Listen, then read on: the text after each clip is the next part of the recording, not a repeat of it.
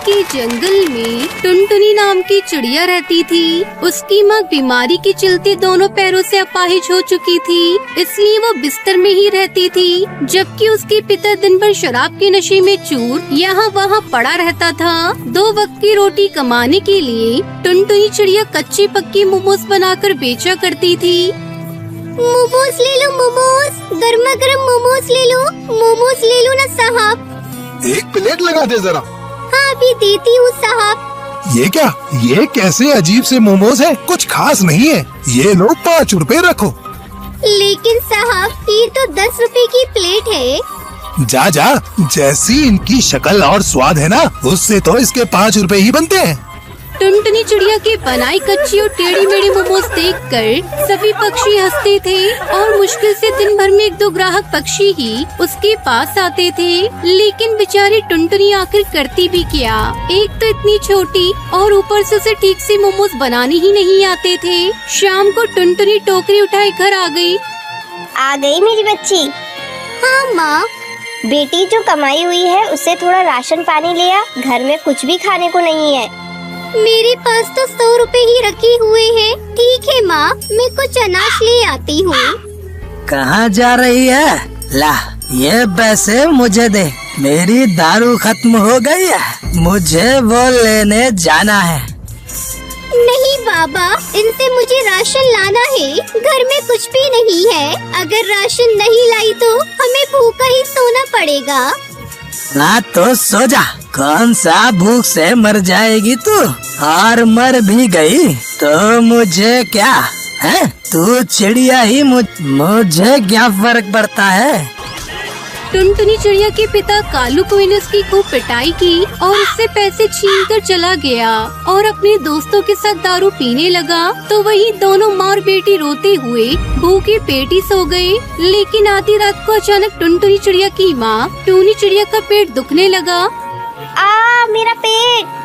टुनटुनी चिड़िया जल्दी से उड़ते हुए अपने पापा को ढूंढने गई, लेकिन जब तक लौटी तब तक बहुत देर हो चुकी थी। टूनी चिड़िया सदा के लिए सो चुकी थी और उसके बगल में उसकी पैदा हुई बेटी लेटी हुई थी।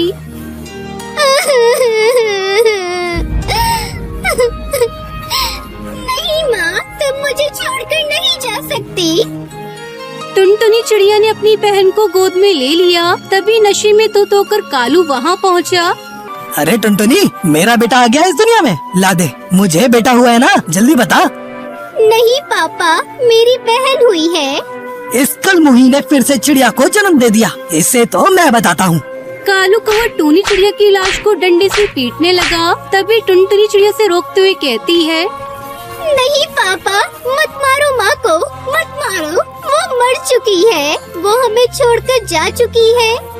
ये तो अच्छा हुआ, मुसीबत उतरी सर से, वैसे ही कम वक्त अपाहिज थी, हम पर बोझ ही थी। चल अब तू अपनी इस बहन को लेकर निकल मेरे घोंसले से। लेकिन बाबा, हम दोनों बहुत छोटे हैं, अब हम कहाँ जाएंगे?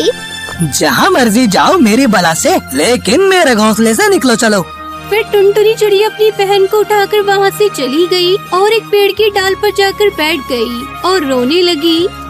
अब मैं अपनी छोटी बहन का पेट कैसे पालूंगी? मैं तो खुद ही बहुत छोटी हूँ। वो दर-दर भटकते हुए भीख मांगने लगी। साहब, साहब कुछ दे दो ना, छोटी बहन का पेट भरना है। सारा दिन भीख मांगकर टुनटुनी चिड़िया के पास कुछ पैसे इकट्ठे हो गए थे, जिससे उसने अपने लिए खाना और अपनी छोटी बहन के लिए दूध लिया और फिर एक पेड़ की डाल पर जाकर रहने लगी। तभी उसकी नजर सामने बनी दुकान पर गई, जिसमें कबूतर गोल गोल मोमोज बना रहा था। टुनटुनी चिड़िया उसकी मोमोज बनाने के तरीके को बड़ी ही गौर से देख रही थी। उसके मोमोज खरीदने के लिए काफी पक्षी खड़े थे। अरे वाह, कितनी अच्छी महक आ रही है इन मोमोज की। तभी जोरों की बारिश होने लगी। रात भर बारिश होती रही। टुनटुनी चिड़िया रात भर अपनी बहन को सीने से लगाए उस पेड़ की डाल पर बैठी रही। अगली सुबह वो पास के ही जंगल में भटक रही थी। तभी उसकी नजर एक पेड़ पर लगी छोटी छोटी प्याज पर गई। फिर उसके दिमाग में ख्याल आया, अगर मैं इन प्याज को कद्दूकस करके मोमोज में इनका मसाला भर के बेचूं तो मेरे मोमोज बहुत स्वादिष्ट हो जाएंगे। वैसे भी जब माँ प्याज की सब्जी बनाती थी तो वो कितनी स्वादिष्ट होती थी।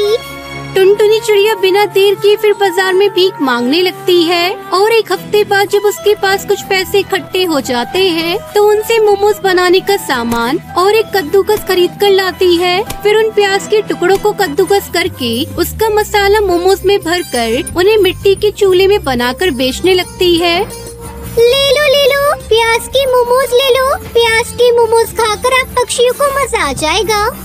इसके प्याज के मोमोज खाकर देखती हूँ, एक प्लेट लगाना तो। जी मैम साहब ये लीजिए। अरे वाह, ये तो बहुत स्वादिष्ट है। पल भर में ही उसके पास पक्षियों की भीड़ जमा हो गई। सबको उसके प्याज के मोमोज बहुत पसंद आए।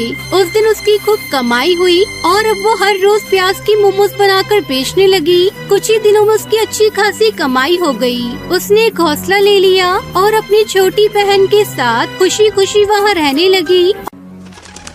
एक जंगल में टुनटुनी नाम की चिड़िया रहा करती थी। टुनटुनी के माता पिता का कुछ दिन पहले दुर्घटना में देहांत हो गया था, जिसके बाद से टुनटुनी चिड़िया को 2 वक्त के भोजन का इंतजाम करना भी कठिन हो गया था।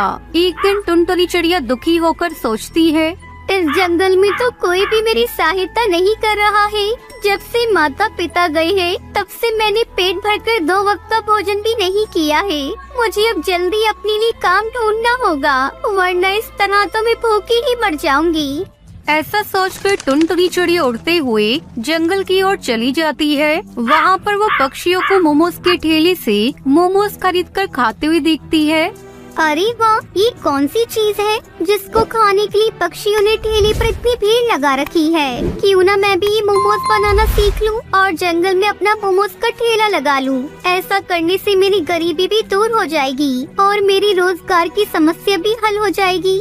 इसके बाद टुनटुनी खुशी खुशी जंगल लौट आती है और जल्दी ही रुपयों का इंतजाम करके अपना एक मोमोज का ठेला लगा लेती है। आओ पक्षियों, मेरे हाथ के बने गर्मा गर्म मोमोज खाओ। ऐसे मोमोज तुमने पहले कभी नहीं खाए होंगे। मेरे हाथ के चटपटे मोमोज खाकर आप लोग कोई और चाट खाना ही भूल जाओगे। धीरे धीरे पक्षियों की भीड़ उसके ठेले के पास जमा होने लगती है। अरे टुनटुनी, एक प्लेट मोमोज मुझे भी बना कर दे, देखूं तो कैसे बने हैं तेरे मोमोज। बस शोर ही मचा रही है या कुछ बातें भी हैं? हाँ काकी, क्यों नहीं, जरूर खा कर देखो और अगर अच्छा लगे तो और पक्षियों को भी जरूर भेजना मेरे ठेले पर। अरे वाह वाह वाह, तूने तो बहुत बढ़िया मोमोज बनाया है। तेरे हाथ के मोमोज और चटपटी चटनी खाकर तो मजा ही आ गया। अब मैं जंगल के सभी पक्षियों को तेरे ठेले पर मोमोज खाने भेजूंगी। इस तरह देखते ही देखते टुनटुनी का मोमोज का ठेला पूरे जंगल में बहुत फेमस हो जाता है। हर पक्षी टुनटुनी के हाथ के मोमोज खाने के लिए सुबह से ही उसके ठेले पर लाइन लगा लेते हैं। अरे ये जब से मोमोज का ठेला लगाया है, जंगल के सारे पक्षी तो जैसे कोई और चाट खाना ही भूल गए। सुबह से ही इसके ठेले पर भीड़ लग जाती है और एक हमें पूरा दिन अपने ठेले के पास खड़े होकर मक्खी मारते हैं, फिर भी एक भी पक्षी हमारे पास नहीं आता है। बिल्कुल सही कहा आपने। जब से इस चिड़िया ने अपना ठेला लगाया है, मेरे बर्गर के ठेले के पास तो कोई बर्गर खरीदने आता ही नहीं। अरे मेरी दुकानदारी तो बिल्कुल ठप हो गई है। अगर ऐसा ही चलता रहा ना तो कुछ ही दिनों में मेरे तो भूखे मरने की नौबत आ जाएगी।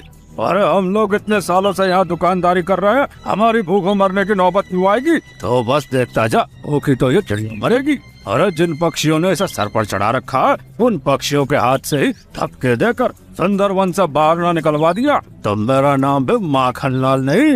अरे इतने सालों से हमने यहाँ कच्ची गोलियां नहीं खेली है कि कोई भी 2 दिन में हमें बाजार से बाहर निकाल दे। इसके बाद माखनलाल कौआ और बिरजूबाज मिलकर एक षड्यंत्र बनाते हैं। अगले दिन आइए आइए पक्षियों, मोमोज का ठेला लग गया है। गर्मा गर्म चटपटे मोमोज का आनंद उठाइए और आज मेरे ठेले के 1 वर्ष पूरे होने की खुशी में मैं आप सबको सस्ते दामों में मोमोज खिलाऊंगी। हाय हाय, ये क्या हो गया मेरे पंखों को? कोई है जो मुझे अस्पताल तक पहुंचा दे भगवान। टुनटुनी चिड़िया माखनलाल कौवे को उसके भटूरे की दुकान पर रोता देखकर घबरा जाती है। ये माखनलाल सेठ को क्या हो गया? लगता है इनको चोट लगी है। मुझे जाकर उनकी मदद करनी चाहिए। ऐसा सोचकर टुनटुनी चिड़िया अपना मोमोज का ठेला छोड़कर माखनलाल की दुकान पर पहुंच जाती है। अरे सेठ जी, आप ठीक तो है ना? आपको ज्यादा चोट तो नहीं आई? अरे नहीं, वो भटूरे बनाते समय थोड़ा तेल मेरे पंखों पर गिर गया था। अब मैं ठीक हूँ, तुम जाओ जाकर अपना ठेला संभालो। बेचारी टुनटुनी चिड़िया समझ नहीं पाती है कि जितनी देर में टुनटुनी चिड़िया माखनलाल सेठ की दुकान पर आई, इतनी देर में बिरजू बाज ने मोमोज की चटनी में जमाल घोटाला मिला दिया। कुछ देर बाद अरे सच सच बताओ, तुमने इसमें ऐसा क्या मिलाया है कि जब से मैंने ये मोमोज खाए हैं तब से मेरे पेट में दर्द हो रहा है। तभी बुलबुल चिड़िया भी वहाँ पहुँच जाती है। जब से मैंने तुम्हारे ठेले से लेकर मोमोज खाए हैं तब से मैं उल्टी कर रही हूँ। सच सच बताओ टुनटुनी, तुमने आज मोमोज में ऐसा क्या डाला है? देखते ही देखते टुनटुनी की ठेली पर बीमार पक्षियों की भीड़ लग जाती है। अरे नहीं नहीं पक्षियों, मैं क्यों कुछ भी मिलाऊंगी? ये मोमोज तो मेरी रोजी रोटी है। मैं अगर मिलावट करूंगी तो कैसे यहाँ खड़े होकर मोमोज बेच पाऊंगी? टुनटुनी चिड़िया सभी पक्षियों को समझाने की कोशिश करती है, लेकिन कोई भी पक्षी उसकी बात नहीं मानता और वो सभी मिलकर उसका मोमोज का ठेला उठाकर वहाँ से फेंक देते हैं। बेचारी रोती हुई अपना ठेला टूटता हुआ देखती रहती है और फिर उदास मन से अपने घर चली जाती है। टुनटुनी के जाने के बाद देखो बिरजू, मेरा कमाल, मैंने कहा था ना एक दिन मैं इस चिड़िया का ठेला यहाँ से बाहर फेंकवा दूंगा।